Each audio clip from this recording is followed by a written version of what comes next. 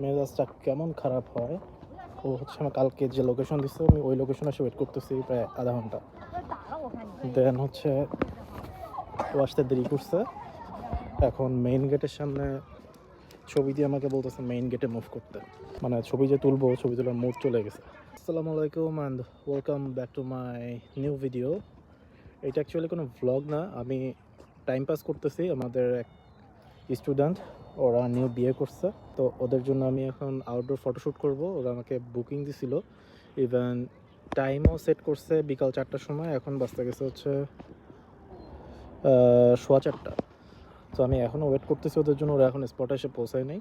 তো দেখি আর কতক্ষণ ওয়েট করতে পারি। এদিকে সূর্যের আলো চলে যাবে, বেশিক্ষণ আর সূর্যের আলো থাকবে না, তো আমি সানলাইটও পাবো না। এখন অলরেডি 15 মিনিট পার হয়ে গেছে। ওরা বলতেছে এখন রাস্তা, এখন কতক্ষণ পর পৌঁছাবে আল্লাহ জানে। আর ওদের জন্য ওয়েট করতে করতে আমিও বোর হচ্ছি।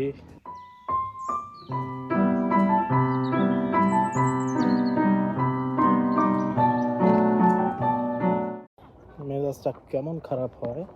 ও হচ্ছে আমার কালকে যে লোকেশন দিচ্ছে আমি ওই লোকেশনে এসে ওয়েট করতেছি প্রায় আধা ঘন্টা। দেন হচ্ছে ও আসতে দেরি করছে। এখন মেইন গেটের সামনে ছবি দিয়ে আমাকে বলতেছে মেইন গেটে মুভ করতে। আমি এখন যেখানে আছি, ও কালকে আমাকে যে লোকেশন দিচ্ছে ওই লোকেশনের থেকে মেইন গেটে এখনও প্রায় হেঁটে যেতে 15-20 মিনিট লাগবে। তো এটা হচ্ছে আমার 4th টাইম আফ্রিকান কোনো কান্ট্রির মানুষের সাথে কাজ করা। তো আজকে টোটালি আমাকে ডিসঅ্যাপয়েন্টেড করে দিছে। মানে ছবি যে তুলবো, ছবি তোলার মুড চলে গেছে। আমার আবার মুড না থাকলে আমি ছবি তুলতে পারি না, মানে ফ্রেমিং আসে না, কম্পোজিশনও মাথার থেকে বের হয় না। এখন দেখি কী ছবি তুলি।